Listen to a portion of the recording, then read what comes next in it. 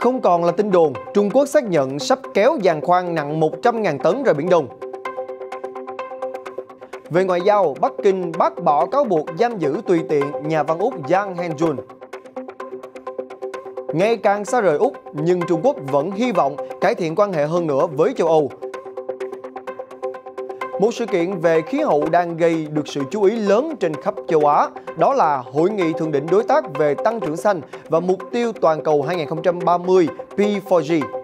Trong đó, Hàn Quốc cam kết đóng vai trò cầu nối trong đối phó với biến đổi khí hậu. Cũng tại sự kiện này, Hàn Quốc cũng tự biến mình thành trò hề, vì video quảng bá đất nước lại quay ở Bình Nhưỡng.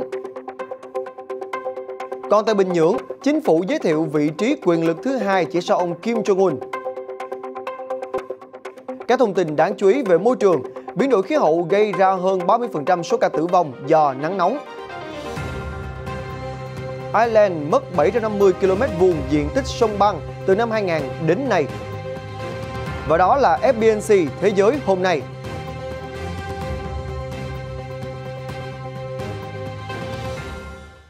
Quang Huy xin được gửi lời chào đến với tất cả quý vị. Đây là FBNC Thế giới hôm nay. Mở đầu chương trình với thông tin, một cơn ác mộng sắp đổ bộ Biển Đông. Vừa qua, tờ Global Times đã đưa tin Tổng công ty dầu khí Hải dương Trung Quốc CNOOC cho biết các công đoạn lắp đặt giàn khoan biển sâu số 1 do công ty này sản xuất đã hoàn tất và giàn khoan sẽ chính thức đi vào hoạt động vào cuối tháng 6 này. Theo CNOOC, biển sâu số 1 sẽ là giàn khoan đầu tiên trên thế giới, nặng tới hơn 100.000 tấn. Tổng công ty dầu khí Hải dương Trung Quốc CNOOC mới đây tiết lộ, giàn khoan biển sâu số 1 sẽ được kéo ra khu vực khí lăng thủy ngoài khơi đảo Hải Nam trong nửa đầu tháng 6. Giàn khoan này bắt đầu công đoạn khai thác trong cùng tháng. Ước tính mỗi năm, giàn khoan biển sâu số 1 có thể khai thác 3 tỷ mét khối khí tự nhiên. Khu vực lăng thủy gồm các lô dầu khí lăng thủy 17-2, lăng thủy 25-1, lăng thủy 18-1 và lăng thủy 18-2, nằm cách đảo Hải Nam khoảng 150 km. Từ tháng 6 2020, CNOOC đã tiến hành khoan giếng khai thác đầu tiên trong tổng số 11 giếng cần khoan tại lô lăng thủy 17-2. Công ty này ước tính sau khi đi vào hoạt động, lô lăng thủy 17-2 sẽ cung cấp 1/4 khí đốt hàng năm cho vùng vịnh lớn Quảng Đông, Hồng Kông, Macau và sẽ trở thành một trung tâm năng lượng mới ở khu vực Biển Đông. Trung Quốc đã liên tục triển khai nhiều giàn khoan thăm dò và khai thác dầu khí trên Biển Đông. Không ít lần các giàn khoan và các tàu khảo sát địa chất đã được nước này sử dụng như công cụ thúc đẩy những yêu sách hàng hải phi pháp trong khu vực. CNOOC cũng đồng thời là chủ sở hữu giàn khoan HD981 từng xâm phạm vùng biển Việt Nam năm 2014. So sánh về kích thước, giàn khoan biển sâu số 1 lớn gấp 3 lần giàn HD981. Điều này cho thấy công ty đã không ngừng phát triển các giàn khoan thiết bị mới của mình sau sự kiện năm 2014. Hôm thứ Ba, ông Uông Văn Bân, phát ngôn viên Bộ Ngoại giao Trung Quốc đã bác bỏ khiếu nại rằng nhà văn Úc Yang Henjun đã bị tra tấn trong khi thẩm vấn trước khi bị đưa ra xét xử với tội danh gián điệp. Ông Uông cũng đã cáo buộc Úc về hành động khiêu khích vô căn cứ sau khi Bộ trưởng Ngoại giao nước này cho biết việc giam giữ ông Yang kể từ tháng 1 năm 2019 là hành vi giam giữ tùy tiện. Vào ngày 1 tháng 6 vừa qua, Bộ Ngoại giao Trung Quốc đã yêu cầu Úc ngừng đưa ra các hành động khiêu khích mạnh mẽ với cáo buộc nhà văn Úc Yang Henjun đang bị giam giữ tùy tiện ở Trung Quốc. Trung Quốc là một quốc gia có pháp quyền. Các cơ quan tư pháp của Trung Quốc đã xử lý vụ việc theo quy định pháp luật và đảm bảo đầy đủ các quyền hợp pháp của ông Yang Henjun. Luật pháp Trung Quốc nghiêm cấm những hành động kiểu này. Chúng tôi kêu gọi Úc ngừng chỉ tay vào pháp quyền của Trung Quốc, ngừng đưa ra các hành động khiêu khích và ngừng thổi phồng mọi thứ nhằm gây áp lực và can thiệp thô bạo vào chủ quyền tư pháp của Trung Quốc. Nhà văn người Úc gốc Hoa Yang Jun, có bút danh là Yang Henjun, là một trong 2 công dân Úc bị Trung Quốc giam giữ với cáo buộc gián điệp. Ông Yang đã bị bắt trong một lần hiếm hoi trở về Trung Quốc vào tháng 1 2019. Trong một bức thư được chia sẻ với AFP, ông Yang cho biết sức khỏe của ông đã xấu đi sau 26 tháng, không có không khí trong lành và ánh sáng mặt trời. Song ông khẳng định vẫn luôn giữ vững tinh thần. Ngoại trưởng Úc Marine Le Pen nói rằng bà hy vọng các quan chức Úc sẽ được tiếp cận phiên tòa, đồng thời nhấn mạnh phía đất nước của bà chưa thấy bất cứ lời giải thích hoặc bằng chứng nào về những cáo buộc đưa ra đối với ông Yang Jun. Quan hệ ngoại giao giữa Úc và Trung Quốc đã xuống dốc trầm trọng kể từ khi Canberra kêu gọi một cuộc điều tra độc lập về nguồn gốc của đại dịch và cấm tập đoàn viễn thông khổng lồ Huawei của Trung Quốc tham gia xây dựng mạng 5G tại quốc gia này. Để đáp trả, Trung Quốc đã áp đặt thuế quan đối với nhiều mặt hàng xuất khẩu chủ lực của Úc. Vừa qua, Ngoại trưởng Trung Quốc Vương Nghị đã có cuộc gặp với các bộ trưởng ngoại giao của Serbia, Ba Lan, Hungary và Ireland lần lượt từ ngày 29 đến ngày 31 tháng 5. Kết thúc cuộc gặp này, ông Vương bày tỏ hy vọng mối quan hệ giữa Trung Quốc và châu Âu sẽ được cải thiện hơn nữa trong tương lai không xa. Serbia, Ba Lan và Hungary là thành viên của CEEC, một khuôn khổ hợp tác giữa Trung Quốc và 17 quốc gia Trung và Đông Âu. Cơ chế này đã có kết quả tốt đẹp kể từ khi được thành lập cách đây 9 năm, song vẫn có một số lời chỉ trích. Lithuania gần đây đã rút khỏi khuôn khổ 17+1 với lý do vi phạm nhân quyền ở khu vực Tân Cương của Trung Quốc. Một số người cũng chỉ trích Trung Quốc sử dụng khuôn khổ này để mở rộng ảnh hưởng địa chính trị của mình. Ông Vương Nghị đã có một số phát biểu đáp lại các cáo buộc. Hợp tác Trung Quốc CEEC cam kết thúc đẩy sự phát triển nhanh chóng của các nước CEE, thúc đẩy hội nhập châu Âu và tạo động lực mới cho quan hệ Trung Quốc-EU. Hợp tác Trung Quốc CEEC được xây dựng dựa trên nhu cầu và nội lực thật sự. Ông Vương nhấn mạnh hợp tác của Trung Quốc và CEEC cần tuân thủ các nguyên tắc thị trường và tiêu chuẩn của EU, tuân theo nguyên tắc tôn trọng các bên tham gia, thiết lập quan hệ hợp tác cởi mở hơn và mang lại lợi ích cho tất cả các bên. Nhấn mạnh rằng Trung Quốc và châu Âu là đối tác chứ không phải đối thủ, ông Vương cho biết sự phát triển của các nước CEE được thúc đẩy bởi 3 động cơ. Đó là động lực ban đầu của quan hệ song phương, hợp tác Trung Quốc-EU và hợp tác Trung Quốc-CEEC. Liên quan đến chính sách khuyến khích sinh con thứ ba, mới đây thì ông Jan Benbo, Giám đốc Văn phòng Chính sách Xã hội của Ủy ban Cải cách và Phát triển Quốc gia Trung Quốc NDRC, cho biết nước này sẽ ban hành một loạt các biện pháp hỗ trợ kinh tế và xã hội cụ thể cho các cặp vợ chồng. Chính sách này được đưa ra trong bối cảnh Trung Quốc gặt hái được nhiều thành công khi ban hành chính sách khuyến khích sinh 2 con vào năm 2016.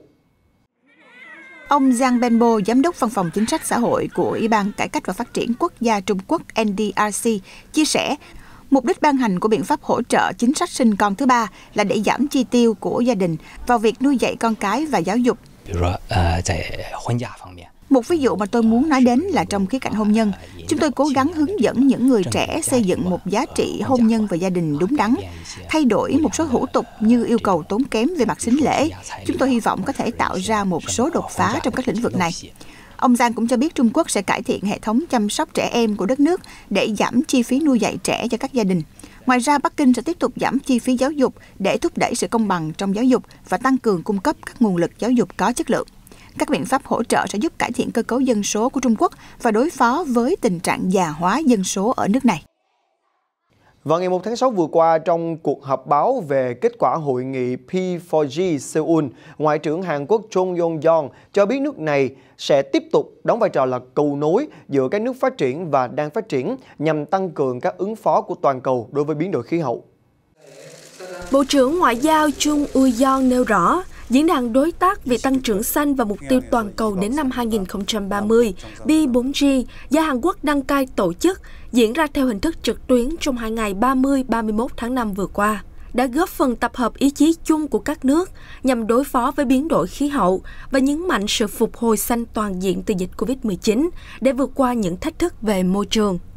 Đề cập đến kết quả của hội nghị, Bộ trưởng Chung Eui-yong cho biết, hội nghị P4G Seoul lần này mang một ý nghĩa to lớn bởi Hàn Quốc đã dẫn đầu các hoạt động ứng phó với khí hậu, đồng thời đóng vai trò quan trọng như một cầu nối giữa các nước phát triển và các nước đang phát triển, vốn có điều kiện và quan điểm khác nhau.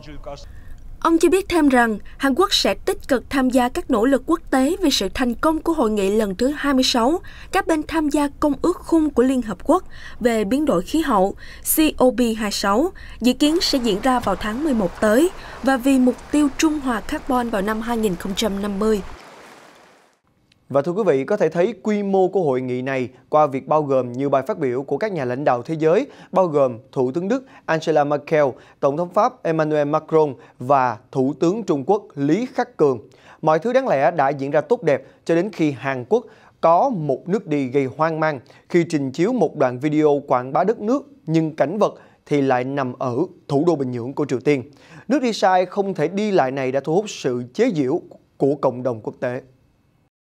Cụ thể, thay vì chiếu những phân cảnh xa hoa về thủ đô Seoul, đoạn video trên lại tập trung vào dòng sông Đại Đồng ở thủ đô Triều Tiên, sau đó lùi lại để lộ hình ảnh của sân vận động Mayday lớn nhất thế giới với sức chứa chính thức 150.000 chỗ ngồi. Từ đó, khung hình được dần dần phóng đại ra toàn cảnh thủ đô Bình Nhưỡng, toàn bán đảo Triều Tiên, châu Á và rồi là toàn thế giới. Vốn là người bị coi là có thiện cảm với chính quyền Triều Tiên, Tổng thống Moon Jae-in đã phải hứng chịu một làn sóng chỉ trích lớn từ những người thuộc phe bảo thủ Hàn Quốc. Đoạn video bị gọi thẳng thừng là một thảm họa ngoại giao, còn chính quyền của ông Moon thì đã tự biến mình thành trò hề. Trong một tuyên bố gửi tới AFP, các nhà tổ chức hội nghị thượng đỉnh bày tỏ lời cáo lỗi sâu sắc vì đã không kiểm tra kỹ lưỡng trong giai đoạn chuẩn bị, đồng thời hứa sẽ cố gắng hết mình để đảm bảo những vấn đề như vậy không tái diễn trong tương lai. Đoạn video sau đó đã được thay thế với cảnh quay đúng về thủ đô Seoul trong video hội nghị được đăng trên YouTube. Ngoài sự chỉ trích với các đoạn video, các nhà phê bình còn đặt nghi vấn vì sao Tổng thống Mỹ Joe Biden và Chủ tịch Trung Quốc Tập Cận Bình không tham gia hội nghị, dù đã rất được mong chờ sẽ xuất hiện trước đó. Vào ngày 1 tháng 6 vừa qua, hãng tin Yonhap của Hàn Quốc đưa tin Triều Tiên đã thay đổi quy định để tạo ra vị trí lãnh đạo thực quyền thứ hai chỉ sau Chủ tịch Kim Jong-un, trong bối cảnh nhà lãnh đạo này đang nỗ lực cải tổ chính trị trong nước. Theo Yonhap, do Triều Tiên có sự thay đổi quy định để tạo ra vị trí lãnh đạo thực quyền thứ hai chỉ sau Chủ tịch Kim Jong-un, trong bối cảnh nhà lãnh đạo này đang nỗ lực cải tổ chính trị trong nước, và người giữ vị trí mới có tên bí thư thứ nhất và sẽ chủ trì các cuộc họp thay mặt Chủ tịch Kim Jong-un. Ông Kim đã củng cố quyền lực của mình trước Quốc hội Triều Tiên hồi tháng 1 năm 2021, khi ông nhậm chức Tổng bí thư của Đảng Lao động Triều Tiên WPK. Theo nhiều chuyên gia nhận định, ông Kim đang muốn đảng WPK đóng vai trò lớn hơn trong chính quyền so với việc nghiêng về phía quân đội như dưới thời cha của ông, cố lãnh đạo Kim Jong-il. Bản thân ông Kim Jong-un đã được gọi là bí thư thứ nhất trong giai đoạn từ năm 2012 đến 2016. Vị trí bí thư thứ nhất mới sẽ thuộc về một trong 7 nhân vật cao cấp của WPK. Yonhap nhận định, ứng viên sáng giá nhất có thể là ông Chu Yong-kwon, một trong 5 thành viên của Bộ Chính trị Triều Tiên, người được xem là trợ lý thân cận nhất của ông Kim Jong-un. Theo Reuters, ông Kim Jong-un đang ngày càng gắn bó với các đảng viên WPK, đặc biệt là các bí thư chi bộ. Ông Kim Jong-un đã nắm giữ quyền lực gần như tuyệt đối trong hệ thống chính trị của Triều Tiên, kể từ khi lên nắm quyền vào năm 2011. Thủ tướng Malaysia Muhyiddin Yassin mới đây đã thông báo một gói kích cầu kinh tế mới trị giá hơn 12 tỷ đô la sắp được tung ra nhằm giảm bớt phần nào những khó khăn cho các doanh nghiệp, cá nhân bị ảnh hưởng vì lệnh phong tỏa nghiêm ngặt của chính phủ nhằm ngăn chặn Covid-19 lây lan. Malaysia hiện đang là quốc gia có số ca nhiễm mới mỗi ngày đứng đầu Đông Nam Á. Tính theo tỷ lệ dân số, nước này đã vượt qua cả Ấn Độ. Vì điều đó, từ thứ Ba tuần này, chính phủ đã tiến hành các biện pháp phong tỏa nghiêm ngặt trên toàn quốc. Chỉ có một số ít lĩnh vực nhạy cảm thiết yếu mới được phép hoạt động. Phát biểu khi đề cập tới các biện pháp trên, Thủ tướng Muhyiddin nói, nếu những biện pháp mạnh mẽ không được thực thi, tôi e rằng hệ thống y tế sẽ sụp đổ và thảm họa khủng khiếp hơn sẽ xảy ra. Nói về gói kích cầu mới sắp được tung ra, Thủ tướng Malaysia nói một phần sẽ dùng để cung cấp các khoản vay ưu đãi cho những doanh nghiệp vừa và nhỏ, cũng như chi trả một phần lương cho những người bị ảnh hưởng bởi các lệnh phong tỏa. Ngoài ra, một phần khác sẽ dùng để nâng cấp hệ thống y tế nhằm có thể chứa nhiều bệnh nhân hơn. Được biết, trước khi làn sóng Covid-19 hiện tại xuất hiện, kinh tế Malaysia đang trên đà phục hồi với các chỉ số của quý 1 2021 đều rất lạc quan. Năm 2020, kinh tế Malaysia đã sụt giảm tới 5,6%, con số cao chỉ sau cuộc khủng hoảng kinh tế châu Á giai đoạn 1997-1998. Tuy nhiên, Ngân hàng Trung ương Malaysia vẫn dự đoán năm nay tăng trưởng có thể đạt 7,5% nếu Covid-19 được khống chế tốt. Tỷ phú Teddy Gold, nhà sáng lập tập đoàn điện tử khổng lồ Foxconn, đã vừa được Đài Loan cho phép mua vaccine chống Covid-19 từ công ty BioNTech của Đức, trong bối cảnh hòn đảo này đang chật vật đối phó với sự quay trở lại của dịch bệnh. Tỷ phú Teddy Gold và hãng Foxconn dự định sẽ mua 5 triệu liều để phân bổ đại trà trong dân số. Điều này đạt được sau khi chính phủ Đài Loan chấp nhận nhượng bộ vì sức ép của phe đối lập. Muốn các doanh nghiệp, các tổ chức tôn giáo, các chính quyền địa phương cũng có thể được mua vaccine. Chính phủ Đài Loan có một hợp đồng mua vaccine với BioNTech, tuy nhiên hợp đồng đã sụp đổ vào đầu năm nay. Chính quyền Đài Bắc đã đổ lỗi cho Trung Quốc đứng sau sự phá hoại từ phía sau này. Trung Quốc đã bác bỏ cáo buộc và BioNTech cũng từ chối đưa ra bình luận về sự việc. Tỷ phú Gold, người đã nghỉ hưu khỏi một trong những tập đoàn điện tử lớn nhất thế giới do ông sáng lập, nói rằng ông hy vọng vaccine sẽ được vận chuyển trực tiếp từ Đức về Đài Loan mà không cần dừng lại ở điểm thứ ba nào. Bộ trưởng Y tế Đài Loan Jin Si-chung đã bày tỏ cảm kích trước nghĩa cử của ông Zhou và nói chính phủ đang xem xét các yêu cầu. Hiện nay Đài Loan mới tiêm chủng chưa tới 2% trong tổng số 23,5 triệu dân cư. Đài Loan nhập khẩu vaccine của AstraZeneca và Moderna. Đài Loan cũng có 2 loại vaccine đang phát triển nội địa. Chuyển sang một số thông tin về môi trường. Theo một nghiên cứu được công bố trên tạp chí Nature Climate Change do một nhóm 70 chuyên gia quốc tế thực hiện. Theo đó, thì dữ liệu từ 732 địa điểm tại 43 quốc gia trên khắp các lục địa có người sinh sống cho thấy hiện tượng ấm lên toàn cầu có thể là nguyên nhân trực tiếp gây ra trung bình 37% số ca tử vong liên quan đến nắng nóng. Theo nghiên cứu về những hậu quả mà biến đổi khí hậu gây ra đối với sức khỏe con người, được công bố vào ngày 31 tháng 5 trên tạp chí Nature Climate Change, 37% số ca tử vong liên quan đến nắng nóng vào mùa hè là do biến đổi khí hậu và số ca tử vong có thể tăng cao tỷ lệ thuận với nhiệt độ toàn cầu. Tác giả nghiên cứu Antonio Crasbarini, giáo sư thống kê sinh học và dịch tễ học thuộc trường vệ sinh và y học nhiệt đới London nhấn mạnh, biến đổi khí hậu không phải là điều gì đó xảy ra trong tương lai xa. Chúng ta giờ đã có thể đo lường những tác động tiêu cực của nó đến sức khỏe con người, ngoài các tác động đến môi trường và sinh thái đã được biết đến. Các tác giả cho biết nếu dùng phương pháp nghiên cứu này áp dụng với toàn thế giới, số ca tử vong do nắng nóng liên quan đến biến đổi khí hậu có thể lên đến 100.000 ca một năm. Các nhà khoa học cảnh báo các đợt nắng nóng gây chết người có thể xuất hiện một lần trong một thế kỷ trước khi biến đổi khí hậu xảy ra vào giữa thế kỷ này.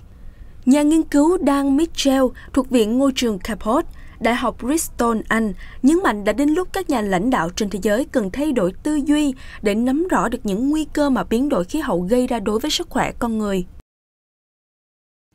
Theo một nghiên cứu khác được công bố vào ngày 31 tháng 5, các dòng sông băng tại Ireland trong 20 năm qua đã mất đi diện tích 750 km², tương ứng là 7% diện tích bề mặt sông băng. Nguyên nhân là do ảnh hưởng của tình trạng biến đổi khí hậu, điều mà thế giới đang nỗ lực kiềm chế thông qua một loạt chiến lược thúc đẩy năng lượng sạch, hạn chế sử dụng năng lượng hóa thạch để giảm khí thải carbon. Nghiên cứu được đăng tải trên tạp chí khoa học Journal của Ireland, trong đó cho biết diện tích các dòng sông băng tại nước này tương đương 10% diện tích đất liền của quốc gia. Tuy nhiên, nhiệt độ trái đất không ngừng ấm lên đã khiến diện tích bề mặt băng tại nước này trong năm 2019 giảm xuống còn 10.400 km². Kể từ năm 1890, diện tích băng bao phủ ở Ireland đã giảm gần 2.200 km², tương ứng 18%. Theo tính toán của các nhà nghiên cứu sông băng, địa chất và vật lý, từ năm 2000 đến nay, các dòng sông băng đã tan chảy với tốc độ nhanh hơn, chiếm tới 30% tổng lượng băng mất đi trong thời gian nói trên. Diện tích sông băng mất đi trong 20 năm qua tương đương diện tích bề mặt Hoff Jockun, chẩm băng lớn thứ ba của Ireland có diện tích 810 km². Ô nhiễm từ rác thải nhựa là vấn đề được cả thế giới quan tâm. Đã có rất nhiều giải pháp được đưa ra nhằm giải quyết vấn đề này. Với tư cách là một nghệ sĩ, anh Eduardo Soru của Brazil đã nhặt các mảnh nhựa từ ven sông và trong lòng thành phố, hóa kiếp chúng thành các tác phẩm nổi tiếng mà không cần dùng đến một giọt sơn. Trong triển lãm mới nhất của mình, nghệ sĩ Eduardo Soru đã sao chép tranh của Picasso, Van Gogh, Monet và Warhol để thu hút sự chú ý về ô nhiễm do tích tụ rác thải nhựa. Ông nói những tác phẩm này sẽ tồn tại nhiều thế kỷ trong lịch sử nhân loại và nhựa mà chúng ta đang thải ra trong tự nhiên cũng vậy. Từ lâu, nghệ sĩ Ru đã làm việc để nâng cao nhận thức về môi trường. Trong đại dịch Covid-19, ông trở lại tập trung làm việc ở phòng tranh. Ông Su nói, đổi chổi sơn thành nhíp để gấp những mảnh nhựa màu xuyên qua các lỗ trên tấm bảng tạo thành bức tranh, hoàn toàn không sử dụng sơn hoặc keo dán. Triển lãm này mang tên Natura Plastica, thiên nhiên nhựa, sẽ được trưng bày tại Sao Paulo vào nửa cuối năm 2021. Mới đây thì một hố đen lớn có đường kính là 3 m và sâu 65 m đã xuất hiện trên một cánh đồng cỏ ba lá ở quận Karapina thuộc tỉnh Konya của miền Trung Thổ Nhĩ Kỳ, khiến cho người dân địa phương trong khu vực phải sợ hãi. Mới đây tại tỉnh Konya, miền Trung Thổ Nhĩ Kỳ lại xuất hiện tình trạng sụt lún đất, tạo thành những hố tử thần khổng lồ. Một hố sụt lớn có đường kính 3 m và sâu 65 m đã mở ra trên cánh đồng cỏ ba lá ở quận Karapina, gieo rắc nỗi sợ hãi cho người dân địa phương. Parkin Ihan, 17 tuổi, lần đầu tiên chứng kiến phải thốt lên rằng anh ta thoát chết trong gang tấc khi rơi xuống hố và thật sự sợ hãi. Hiện quận này có hơn 300 hố sụt trông giống như trong phim khoa học viễn tưởng. Về nguyên nhân những hố tử thần khổng lồ xuất hiện, các nhà khoa học tin rằng đó là do vấn đề môi trường và việc sử dụng nước ngầm để tưới tiêu phục vụ sản xuất. Đến nay hiện tượng này vẫn đang được lý giải và tìm cách khắc phục. Với việc triển lãm nghệ thuật năm nay ghi nhận ít phòng trưng bày triển lãm tham gia, nhưng doanh số bán hàng lạc quan hơn nhiều so với năm ngoái. Giới nghệ thuật quốc tế tin rằng bình yên cuối cùng cũng có thể trở lại Hồng Kông sau năm 2019 đầy biến động. Tuy vậy, đối với các nghệ sĩ trẻ địa phương, tình hình không khả quan đến thế, bởi vì sau khi luật an ninh quốc gia được ban hành hơn một năm, đến giờ cộng đồng nghệ thuật Hồng Kông vẫn chưa biết liệu nội dung nghệ thuật của mình có được luật này cho phép hay không. Ai cũng biết đạo luật này cấm vận động, ly khai và lật đổ. Thế nhưng câu hỏi mà các nghệ sĩ địa phương, người quản lý và chủ sở hữu phòng tranh đặt ra là nhà cầm quyền đặc khu này định nghĩa những gì được coi là vận động, ly khai và lật đổ. Theo ông Casey Wong, người đã từng có những tác phẩm gây chấn động đường phố Hồng Kông, cho biết nơi này giờ đã trở nên nguy hiểm hơn cả Trung Quốc. Ông cho biết người dân Bắc Kinh biết rõ những gì được và không được phép đề cập, trong khi ở Hồng Kông, không ai thực sự biết những chủ đề nhạy cảm là như thế nào. Ông cũng nhấn mạnh đạo luật an ninh quốc gia đã thay đổi tất cả mọi thứ, từ tự do ngôn luận đến khả năng sáng tạo nghệ thuật. Bất kỳ chủ đề nhạy cảm nào cũng sẽ gây nguy hiểm cho cả nghệ sĩ lẫn người xem, ông cho biết. Từ lâu, tính mơ hồ của đạo luật đã trở thành tâm điểm chỉ trích của các nhà phê bình, những người cho rằng đó là nơi chính quyền của bà Lâm Trịnh Nguyệt Nga và Bắc Kinh có thể lợi dụng để đưa những người bất đồng chính kiến ra xét xử, và nghệ thuật cũng không ngoại lệ. Để trấn an dư luận, bà Lâm đã kêu gọi các nhà kiểm duyệt cần phải thận trọng. Bà cũng cho biết dù tự do ngôn luận vẫn được cho phép, song có những giới hạn mà bất kỳ người dân nào cũng không được phép bước qua. Nghệ sĩ nhiếp ảnh Siêu Wai Hang cho biết, việc cố gắng định hình xem làn ranh đó trông như thế nào chẳng khác nào tự bó buộc sự sáng tạo nghệ thuật của mình. Vì vậy, tôi nghĩ rằng cách tốt nhất để đối phó với đạo luật ấy là không làm gì cả, ngoài việc tiếp tục những gì bản thân theo đuổi, anh cho biết. Anh Hang cũng cho biết, phần lớn nghệ sĩ sẽ không bị ảnh hưởng vì tác phẩm của họ vốn tập trung vào cuộc sống hàng ngày hơn là các vấn đề chính trị. Dù vậy, với những nghệ sĩ bị ảnh hưởng, lối thoát không phải là không có. Theo ông Quang, phương pháp mã hóa thông điệp và ám chỉ tế nhị đã được các nghệ sĩ Bắc Kinh thực hiện, nơi có kiểm duyệt vốn gắt gao hơn rất nhiều. Ông tin rằng chiến thuật đó sẽ có hiệu quả trong việc giúp các nghệ sĩ Hồng Kông tránh khỏi kiểm duyệt nội dung từ chính quyền. Hai hãng xe hơi hàng đầu của Nhật Bản là Toyota và Honda đã vừa thông báo họ đã tạm ngưng sản xuất tại tất cả các nhà máy ở Malaysia do các lệnh phong tỏa của chính phủ nhằm ngăn Covid-19 lây lan. Trước làn sóng lây nhiễm Covid-19 mạnh mẽ, Thủ tướng Malaysia đã công bố lệnh phong tỏa toàn quốc từ ngày 1 tới ngày 14 tháng 6. Điều này đang ảnh hưởng nghiêm trọng tới các doanh nghiệp. Riêng hãng xe hơi khổng lồ Toyota năm 2020 đã sản xuất khoảng 51.000 chiếc xe ở Malaysia, đã đình chỉ mọi hoạt động sản xuất và mua bán của mình kể từ ngày 1 tháng 6. Đại diện công ty cho biết họ chưa biết khi nào sẽ mở cửa hoạt động trở lại. Công ty con của Toyota là Daihatsu Motor cũng đã đình chỉ mọi hoạt động sản xuất. Năm 2020, Daihatsu đã sản xuất tới 220.000 xe hơi các loại tại Malaysia. Một đại gia xe hơi khác là Honda cũng thông báo đã tạm ngưng, đình chỉ hoạt động tại hai nhà máy. Những nhà máy này mỗi năm sản xuất khoảng 100.000 xe hơi và 300.000 xe máy tại Malaysia. Honda thông báo họ có kế hoạch mở cửa lại sản xuất từ ngày 15 tháng 6. Một thông tin rất đáng yêu trong đại dịch tại Mỹ, thưa quý vị. Từ tháng 3 vừa qua, thì công ty thức ăn nhanh Krispy Kreme đã công bố một chương trình khuyến mãi đặc biệt dành cho người dân đã tiêm vaccine ngừa Covid-19. Chỉ cần chứng minh mình vừa tiêm vaccine xong, ngay lập tức người Mỹ sẽ nhận được một chiếc donut miễn phí mỗi ngày cho đến hết năm.